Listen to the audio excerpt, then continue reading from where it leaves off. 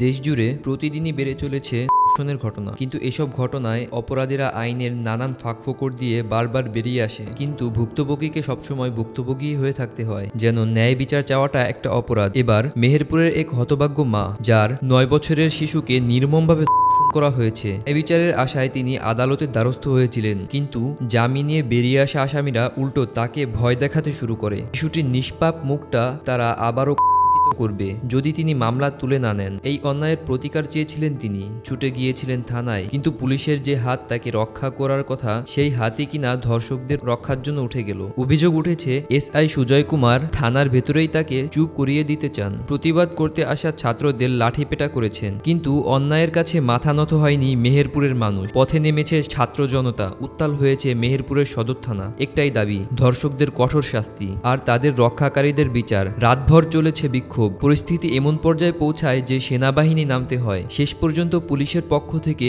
অভিযুক্ত এসআইকে ক্লোজড করার ঘোষণা আসলে বিক্ষোভকারীরা থানা ত্যাগ করেন। তবে ধর্ষকদের গ্রেপ্তার না করা পর্যন্ত এই আন্দোলন থামবে না বলে হুঁশিয়ারি দিয়েছেন ছাত্র জনতা।